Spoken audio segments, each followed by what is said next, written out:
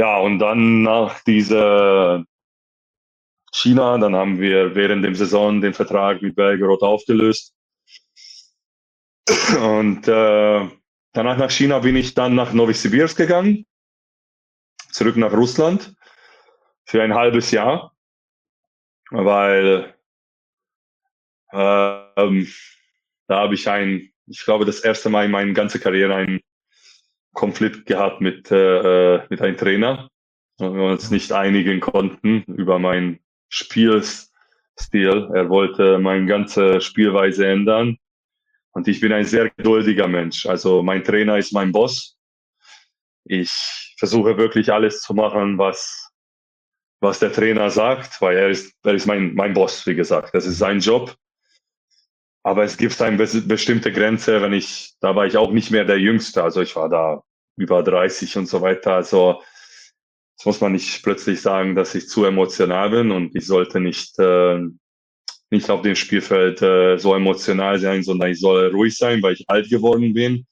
Ich soll eine ganz andere Technik anwenden. Ich soll nicht nur auf alles hauen. Ich soll auch klüger spielen. Ich soll bla bla. Und ich habe das eine Weile so geduldet, aber irgendwann mal, und dann habe ich ihm meine Meinung gesagt, und da hat er gesagt nach dem Spiel, dass wir getrennte Wege gehen müssen. Wir waren im Champions League Spiel in Bełchatów, und dann bin ich von Bełchatów nach Russland geflogen, um meine Sachen zu packen. Und während ich von Bełchatów nach Novosibirsk geflogen bin, wo ich in Novosibirsk angekommen bin, habe gesehen, dass ich 4 verpasste Anrufe hatte von meinem Manager. Dann habe ich ihm zurückgerufen und hat gesagt, ich soll meine Tasche packen, morgen früh fliege ich nach Belgorod.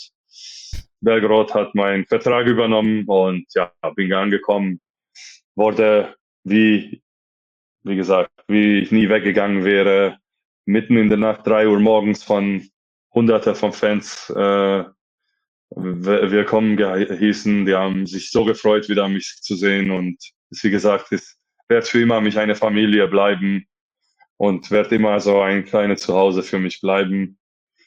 Und ja, da habe ich diese halbes Jahr da gespielt. Dann habe ich nochmal, wollte mich unbedingt St. Petersburg. Dann bin ich 2 Jahre nach St. Petersburg gegangen zu spielen. Und dann nach 2 Jahren habe ich mal die Möglichkeit gehabt, habe ich gesagt, ach, es war immer ein Traum von mir, irgendwie in Italien zu spielen. Aber irgendwie kam das nie dazu. Natürlich hat das auch eine finanzielle Perspektive, und auch in Italien diese bisschen Probleme da gespielt. Aber da hat sich dann Italien wieder sich zusammengerafft, und Italien wurde dann die beste Liga wieder. Und da habe ich die Chance gehabt, nach Piacenza zu gehen, Mhm. wo diese Covid-Zeit war, wo die Covid angefangen hat.